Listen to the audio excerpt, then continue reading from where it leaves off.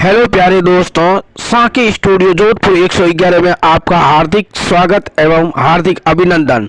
आज आपको सुनाने जा रहे हैं शनिवार शनि भगवान की कथा को सुनाने जा रहे हैं और हम आपको बताएंगे कि कथा के बारे में। शनि भगवान की व्रत कथा, विधि, पूजन, आरती और सभी प्रकार के मंत्रों के आपको सुनाने जा रहे हैं और आप ध्यानपूर्वक सुन करके शनि भगवान की कथा का लाभ उठाइए। जय बोलिए शनि भगवान की जय हो। जय बोलिए बजरंगबली की जय हो। जय बोलिए शिव शंकर भोलेनाथ की जय हो। शनिवार व्रत कथा पूजन विधान सुनिए। कुपित शनि की शांति तथा सुखों की इच्छा रखने वाले स्त्री पुरुषों को शनिवार का व्रत रखना चाहिए। वैसे तो यह व्रत किसी भी शनिवार से आरंभ किया जा सकता है, परंतु यदि श्रावण मास के श्रेष्ठ शनिवार से व्रत आरंभ किया जाए तो विशेष लाभदायक होता है। सर्वप्रथम व्रती मनुष्य नदी आदि में स्नान करके सुंदर कलश में जल भर लावे। पीपल वृक्ष की जड़ में वेदी बनाकर उस पर धनुषाकार मंडल बनावे। तदंतर उस स्थान पर शनि देव की दो भुजी मूर्ति जो हाथ में दंड पास धारण किए तथा भैंसे पर आरूढ़ हो स्थापित करें। पूजन में कलश, तिल, काला वस्त्र, काला फूल व्यवहार करें। मूल तो ब्राह्मणाय नमः इस मंत्र से 7 बार परिक्रमा को करें तथा उसे प्रार्थना करें कि मैं सभी अनिष्टों तथा रोगों से मुक्ति पाने के लिए आपकी पूजा कर रहा हूँ। तत्पश्चात कथा सुने। कथा कहने वाले को कुछ दान दें। दान में तिल, उड़द, गुड़, लोहा, तेल व काले वस्त्र का दान करें। तत्पश्चात आरती करें और प्रार्थना करें करके प्रसाद बांटें। पहले शनिवार को उड़द का भात और दही, दूसरे शनिवार को खीर, तीसरे को खजला, चौथे शनिवार को घी और पूरियों का भोग लगावें। इसी प्रकार 33 शनिवार तक पुनरावृत्ति करें। करते हुए इस व्रत को करें। इस प्रकार शनिवार का व्रत करने से शनि भगवान प्रसन्न होते हैं और सभी प्रकार के कष्टों, अरिष्ट आदि व्याधियों का सर्वनाश होता है और अनेक प्रकार के सुख, धन, पुत्र पौत्रादि प्राप्ति होती है। शनि भगवान के व्रत करने से क्या फायदा होता है और क्या लाभ है और शनि भगवान की आराधना करने का महत्व। शनि भगवान देवता का विधिवत पूजन एवं कथा श्रवण करने से प्राणियों के समस्त कष्ट दूर हो जाते हैं। शारीरिक व्याधि, निर्धनता, दुर्भिक्ष, राज भय, चोर भय आदि उपद्रवों का शमन होता है। इसके अतिरिक्त सट्टा, लॉटरी, जुआ आदि कार्यों में भी सफलता मिलती है। व्यापारियों को विशेष करके जो लोहा का, तेल आदि पदार्थों का व्यवसाय या रोजगार करते हैं उन्हें विशेष लाभ होता है। जिन लोगों पर शनि की खराब दशा चल रही है अर्थात शनि की 7.5 या अड्डया की दशा चल रही है उन्हें विशेष रूप से नियमित पूजन एवं कथा श्रवण करना बहुत जरूरी है। जो लोग प्रमादवश शनिदेव के पूजन की उपेक्षा करते हैं उन्हें नाना प्रकार की विपत्तियों का सामना करना पड़ता है। शनिदेव के कुपित हो जाने से मनुष्य का उद्धार अत्यंत कठिन हो जाता है। शनि दोष की शांति के लिए शिव जी की अथवा हनुमान जी की उपासना करने का विशेष महत्व है। उपरोक्त देवों की आराधना से शनिदेव की क्रूर दृष्टि का निवारण अल्पकाल में हो जाता है। अपनी सामर्थ्य एवं शक्ति के अनुसार सभी लोगों को शनिदेव की उपासना अवश्य करनी चाहिए। जो श्रद्धा पूर्वक इसकी आराधना करते हैं उनको कार्यों में अवश्य ही सिद्धि प्राप्ति होती है। अब आप सुनिए शनि भगवान के 10 नाम। कौन स्ताय नमः, पिंगलाय नमः, ब्रवे नमः, कृष्णाय नमः, रौद्रांतकाय नमः, यमाय नमः, सर्वे नमः, शनेचराय नमः, मंदाय नमः, पीपलाश्रय संस्थाय नमः। अब सुनाने जा रहे हैं शनि भगवान के भक्तों, आप शनि भगवान के मंत्र।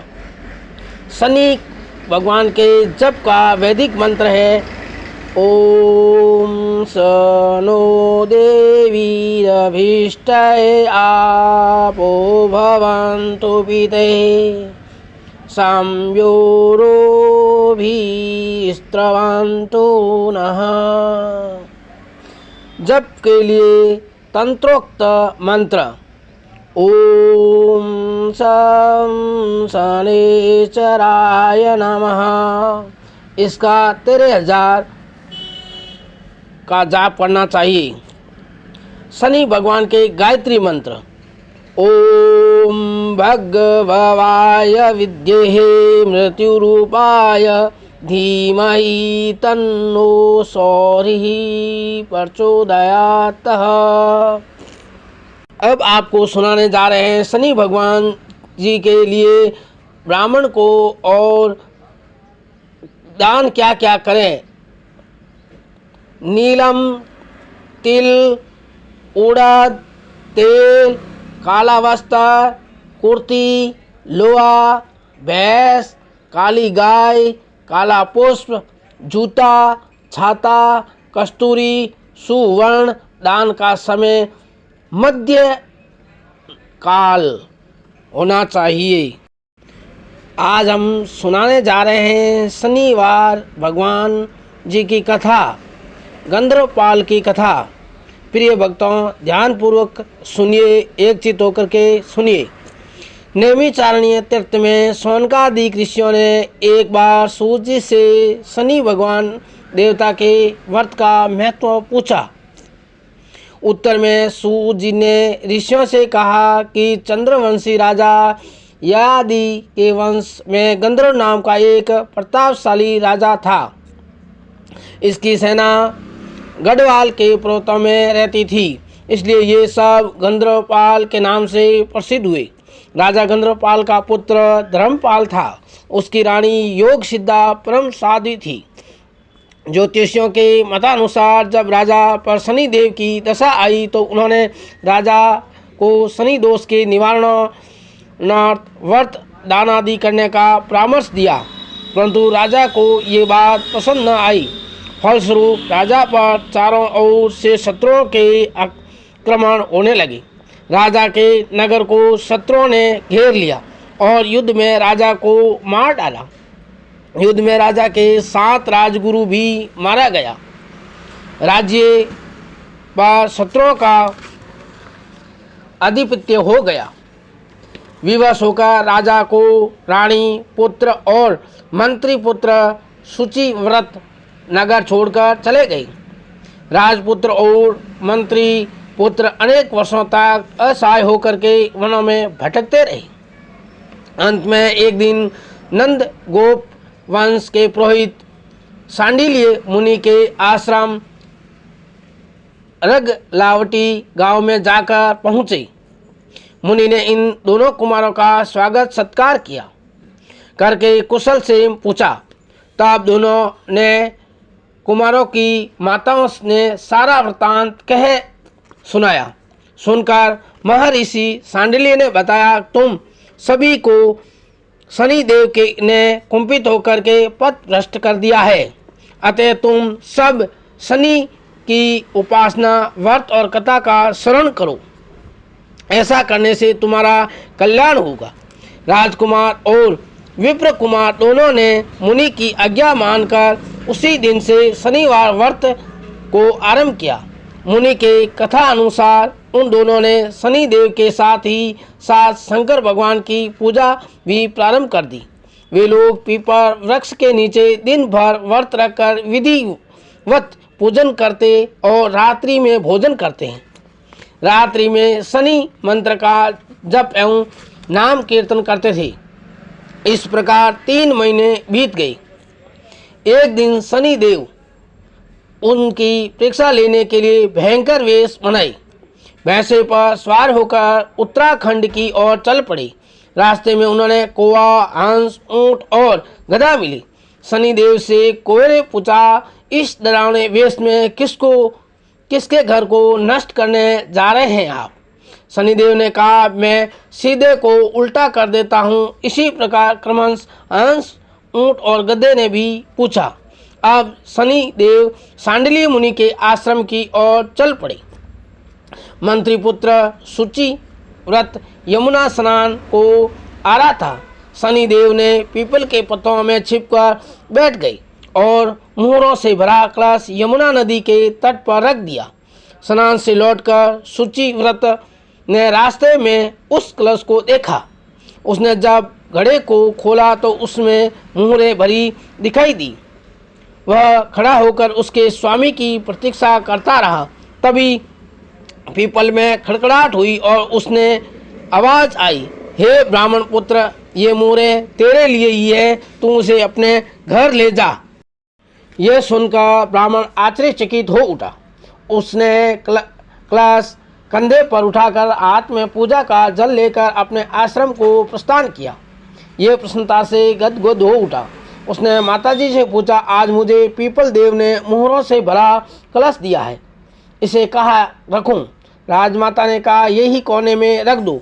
तुम दोनों भाई इसे अपनी इच्छा अनुसार बांट लेना। यह सुनकर सुचिव्रत धर्मपाल से बोला, हे भाई, पीपललेश महादेव की कृपा से मुझे जो कुछ मिला है, इसमें से अपने हिस्से की तुम आधी मोहरें ले लो। धर्मपाल ने उत्तर दिया, तुम कैसी बातें कर रहे हो? ये द्रव्य तुम्हें शंकर जी ने दिया है, इसमें मेरा हिस्सा कैसा है? सुचिव्रत ने पुनः कहा, इसके लिए माताजी ने आज्ञा दी। धर्मपाल ने कहा, इसे तुम अपने पास रखो, मैं माताजी को समझा दूंगा। सुचिव्रत ने कहा, कलश अपने पास रख लिया। इसी प्रकार 4 महीने और बीत गए। राजकुमार के व्रत के 32 शनिवार पूरे हो गए। जब 33वां शनिवार आने को था, तभी एक दिन पीपल के वृक्ष से उत्तर कर शनिदेव ने कहा, राजकुमार, मैं शनिदेव हूँ, मैं तुम्हारे व्रत से तुम पर प्रसन्न हूँ। मैंने ही तुम्हारे पिता का सर्वस्व नष्ट कर दिया था। मैंने ही हिरण्याकश्यप, हिरण्याक्ष, राजा बलि, राजा नल एवं राजा हरिश्चंद्र को विपत्ति में डाला था। तुम जो भी वरदान चाहो मुझसे मांग लो। राजकुमार ने कहा, हे देव, मैं आपके दर्शन से कृतार्थ हुआ। मैंने सुना है कि आप शिवजी से भयभीत रहते हैं, इसलिए मैं शिवजी को उपासना कर रहा हूँ। इसके अतिरिक्त मैंने सुना है कि आप पीपलाद मुनि तथा उनके द्वारा यमुना तट पर स्थापित पीपलेश्वर महादेव से डरते हैं। पीपलाद मुनि के पिता यमुना तट पर रहते थे। अपने दशा काल में आपने उन्हें दरिद्री और रोगी बनाकर मार डाला था। आपके इस कृत्य से मुनि कुमार क्रोध से पीपल वृक्ष की ओर देखने लगे, जहाँ आपका निवास था। मुनि कुमार ने तपोबल से ब्रह्मदंड उत्पन्न कर दिया और उसके द्वारा आपको मारने को उद्यत हुई। आप भयभीत होकर आकाश मार्ग से भागे। मुनि ने आपका पीछा किया और पीपलाद मुनि शिव भक्त थे। उन्होंने ब्रह्मदंड की मार से आपको दोनों पैर बेकाम कर डाले। तब ऐसा देख करके शंकर जी ने आप दोनों भक्तों को बचाया था। शंकर जी ने कहा, बेटा पीपलाद, शनि को न मारो, क्योंकि वह भी मेरा शिष्य है। तुम जो चाहे वरदान मांग ले। पीपलाद ने कहा, हे देव, आपके आदेश से मैं शनि को छोड़ देता हूँ, परंतु पैरों के टूट जाने से ये अब अधिक भाग दौड़ नहीं कर सकेंगे। इनका नाम अब मंद देवता होगा और आपसे ये वरदान मांगता हूँ कि मेरे द्वारा स्थापित पीपलेश्वर महादेव का दर्शन एवं मेरा स्मरण करने वाले लोगों को यदि कभी न सतावे। राजकुमार ने शनिदेव से कहा कि ये कथा मैंने अपनी माता से सुनी है। मैंने पीपलेश्वर महादेव की आराधना की है, अतः आप अपना क्रूर प्रभाव मेरे ऊपर से हटा लेंगे।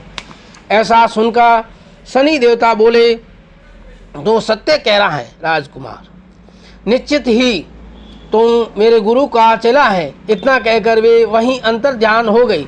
दूसरे दिन जब राजकुमार यमुना नदी स्नान करने गया तो उसके मार्ग में एक रत्न कुंड सरोवर देखा। उस सरोवर के तट पर रत्नों से परिपूर्ण 101 स्वर्ण कलश रखे थे। उस स्थान पर तप कर रहे एक वृद्ध ब्राह्मण ने उसे बुलाकर कहा, बेटा, यह रत्न भंडार तेरे लिए ही है, तू उसे ले जा। राजकुमार ने कहा, मुझे धन नहीं चाहिए, मैं अपने पिता का गया हुआ राज्य पाने के लिए शनिदेव तथा भगवान शिव की आराधना कर रहा हूँ। इतना कहकर राजकुमार चला गया। दूसरे दिन जब वह पुनः उसी मार्ग से आया, वहाँ अप्सराओं का एक झुंड क्रीड़ा कर रहा था। उन अप्सराओं की स्वामिनी ने उस राजकुमार के निकट आकर कहा, हे राजपुत्र, तुम मेरे साथ विवाह कर लो, मैं तुम्हारे इंद्रलोक में ले चलूंगी, वहाँ हम दोनों नंद नयन विहार करेंगे। राजकुमार ने कहा, तुम कौन हो? मुझसे ऐसा करने के लिए क्यों कह रही हो? मुझे किसी बात की इच्छा नहीं है, मैं अपने पिता का राज्य पाने के लिए तपस्या कर रहा हूँ। इतना कहकर वह राजकुमार यमुना स्नान को चला गया। इसी प्रकार शनिदेव उस राजकुमार को तरह तरह के प्रलोभन देकर उनकी परीक्षा ले रहे थे। उन्होंने उस काम पूर्ण करने का मन में निश्चय ही कर लिया। दूसरे दिन राजकुमार उसी मार्ग से पुनः आया। अब की बार उसने देखा कि वही अप्सरा अपने पिता विदु केतु के साथ उपस्थित थी। गंधर्वराज ने कहा, हे राजकुमार, मुझे पीपलेश्वर शिवजी की आज्ञा हुई है कि मैं तुम्हारे पिता का राज्य जीत कर लौटा दूं और अपनी रूपसी कन्या का विवाह तुम्हारे साथ कर दूं।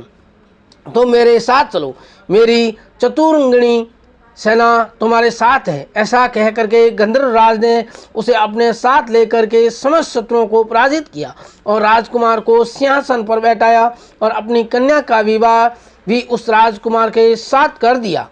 इस प्रकार शनिदेव के व्रत के प्रभाव से राजकुमार के मनोरथ पूर्ण हुए। उसने ब्राह्मण पुत्र शुचिव्रत को मंत्री बनाया तथा स्वयं राज्य का संचालन करने लगा। शनिवार के दिन जो मनुष्य व्रत करता है एवं शनिदेव की कथा सुनता है, उसके सभी कष्ट दूर हो जाते हैं। निर्धन व्यक्ति को चाहिए कि वह गुड़ चना का भोग लगाकर ही व्रत करे तथा कथा सुने, तो भी शनि देव प्रसन्न हो जाते हैं।